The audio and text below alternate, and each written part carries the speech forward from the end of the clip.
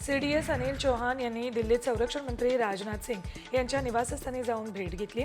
राजनाथ सिंग आणि सीडीएस चौहान यांच्यात बैठक झाली आहे। या बैठकीमध्ये पाकिस्तानबाबत पुढील रणनीती आखण्यात आल्याची माहिती सूत्रांनी दिली आहे।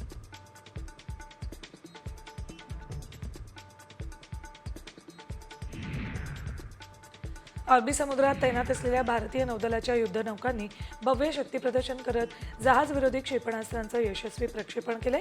भारतीय नौदलाच्या जहाजांनी लांब पल्ल्याच्या अचूक आक्रमणासाठी आणि युद्धसज्जतेची चाचणी घेण्यासाठी विविध जहाजविरोधी क्षेपणास्त्रांचं परीक्षण केलं।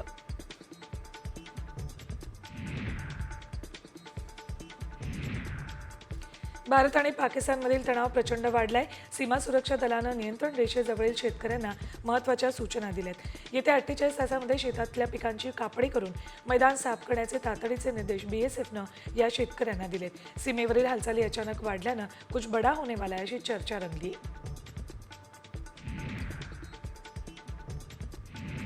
राजधानी दिल्लीमध्ये राहणाऱ्या जवळपास 5000 पाकिस्तानी नागरिकांची यादी इंटेलिजन्स ब्युरोनं दिल्ली पोलिसांना सोपवली। दिल्ली पोलिसांना या प्रकरणात त्वरित कारवाई करण्याचे निर्देश दिलेत। 27 एप्रिलपासून वैद्यकीय, राजनैतिक आणि दीर्घकालीन व्हिसाधारक वगळता इतर पाकिस्तानी नागरिकांचा व्हिसा रद्द करण्याचे आदेश आहेत। महाराष्ट्रातील पाकिस्तानी नागरिकांवरून महायुती सरकारमध्ये समन्वयाचा अभाव असल्याचं समोर आले। उपमुख्यमंत्री एकनाथ शिंदेंनी राज्यात 107 पाकिस्तानी नागरिक बेपत्ता असल्याचं म्हटलंय। दुसरीकडे मुख्यमंत्री देवेंद्र फडणवीसांनी मात्र राज्यात एकही पाकिस्तानी नागरिक बेपत्ता नाही असा दावा केलाय। पहलगाम दहशतवादी हल्ल्यामध्ये 28 पर्यटकांचा मृत्यू झालेला। या भ्याड हल्ल्यानंतर हजारो पर्यटकांनी काश्मीर सोडले। आता 5 दिवसांनंतर पुन्हा एकदा पर्यटक काश्मीरमध्ये परतताना दिसतात। हल्ल्याआधी दररोज 5 ते 7 हजार पर्यटक काश्मीरमध्ये येत होते। आता ही संख्या 50 ते 100 वर आली आहे। जम्मू काश्मीरमधील हॉटेल्सचं 90% बुकिंग रद्द झाले। तेथील व्यावसायिक आणि हॉटेल्सचे कर्मचारी बसून आहेत। पहलगाम हल्ल्यानंतर पर्यटन व्यवसायाला मोठा फटका बसलाय। फक्त पहलगामच नाही तर जम्मू काश्मीरमधील इतर पर्यटन स्थळांकडेही पर्यटकांनी पाठ फिरवली आहे। काश्मीरी विद्यार्थ्यांनी पुण्यात पत्रकार परिषद घेतली। पहलगाममधील दहशतवादी हल्ल्यानंतर काश्मीरी विद्यार्थ्यांना ठिकठिकाणी मारहाण होती। आमची चूक नसताना आम्हाला शिक्षा का असा प्रश्न त्यांनी विचारलाय। मोदीजी जाती धर्म सोडा, विकासावर लक्ष द्या असं म्हणत या विद्यार्थ्यांनी रोष व्यक्त केलाय।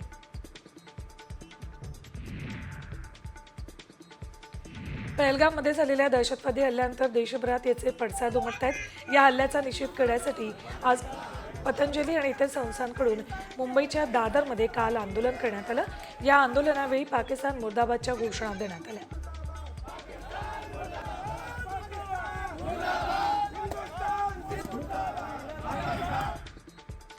दहशतवादी हल्ल्याच्या निषेधार्थ डोंबिवलीत भाजपचं अनोखं आंदोलन झालंय। पाकिस्तानच्या झेंड्याची प्रतिकृती नागरिकांनी पायाखाली तुडवली आणि झेंड्यावर थुंकत हल्ल्याचा निषेध नोंदवला। असा हल्ला करण्यापूर्वी दहशतवाद्यांनी 10 वेळा विचार केला पाहिजे अशी शिक्षा देण्याची मागणी त्यांनी केली आहे।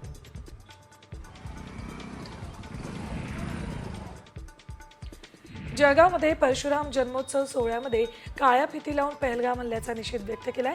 महाबळ परिसरातून भव्य मोटरसायकल रॅली काढली। यावेळी दहशतवादी हल्ल्याच्या निषेधार्थ घोषणाबाजी करत प्रत्येक सहभागी समाज बांधवांनी काळ्या फिती लावल्या होत्या।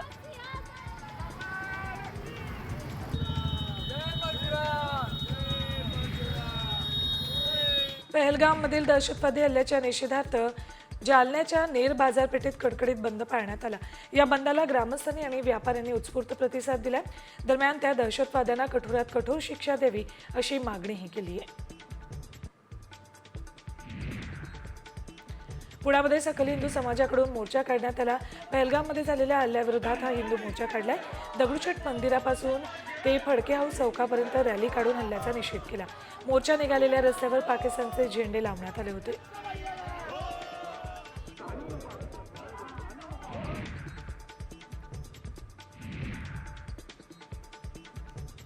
उपमुख्यमंत्री एकनाथ शिंदे यांनी दहशतवाद्यांच्या हल्ल्यात मृत्युमुखी पडलेल्या हेमंत जोशी, संजय लेले, अतुल मोने या कुटुंबियांची भेट घेतली। तिथे घडलेला घटनाक्रम त्यांनी जाणून घेतला आणि भविष्यात त्यांना शक्य तितकी मदत करू असं म्हटलंय।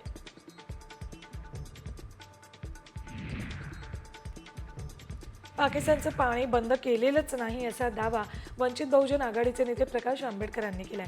पाकिस्तानचं पाणी बंद केल्याचा उल्लेख पत्रात कुठेही नाही.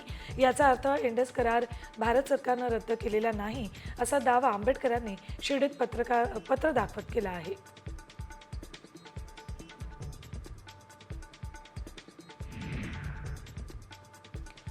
पाकव्याप्त काश्मीर आहे तोपर्यंत दहशतवादी कारवाया सुरूच राहणार. यासाठी माझी भारत सरकारला विनंती आहे की पाकव्याप्त काश्मीर ताब्यात घ्या आणि देत नसेल तर पाकिस्तानच्या विरोधात युद्ध पुकारा, असं केंद्रीय सामाजिक न्याय राज्यमंत्री रामदास आठवले म्हणाले. ते लोणावळ्यामध्ये बोलत होते.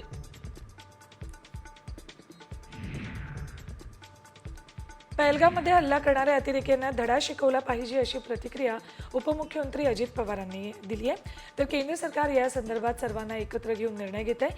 भारतीय म्हणून आपण सर्वांनी त्यांना साथ दिली पाहिजे असं देखील अजित पवारांनी म्हटलंय.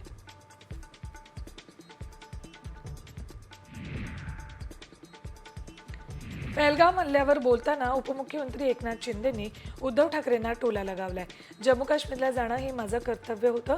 काही लोक घरातून बाहेर पडत नाहीत आणि घरातून बाहेर पडले तर पार देशाबाहेरच जातात असं म्हणत एकनाथ शिंदेंनी ठाकरेंवर घणाघात केलाय.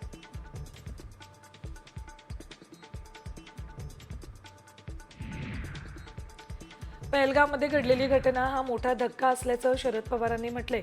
तसंच काही लोक या परिस्थितीला धार्मिक विचार देण्याचा प्रयत्न करतात, जे देशासाठी अतिशय धोकादायक असल्याचंही शरद पवारांनी म्हटलंय.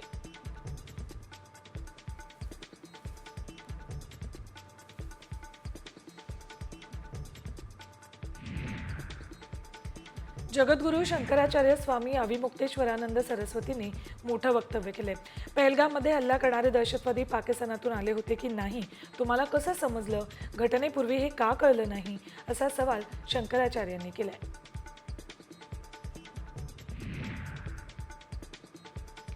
भाजप खासदार नारायण राणे यांनी शंकराचार्यांवर पलटवार केलाय. मी आदर करतो शंकराचार्यांचा, ते आमचे धर्मगुरू आहेत. देशातील प्रमुखांनी जर देशाच्या संरक्षणासाठी कोणता निर्णय घेतला तर त्यावर कोणीही भाष्य करू नये, देशहिताच्या निर्णयावर बोलू नये, तो तुमचा अधिकार नाही, असं प्रत्युत्तर नारायण राणेंनी शंकराचार्यांना दिले.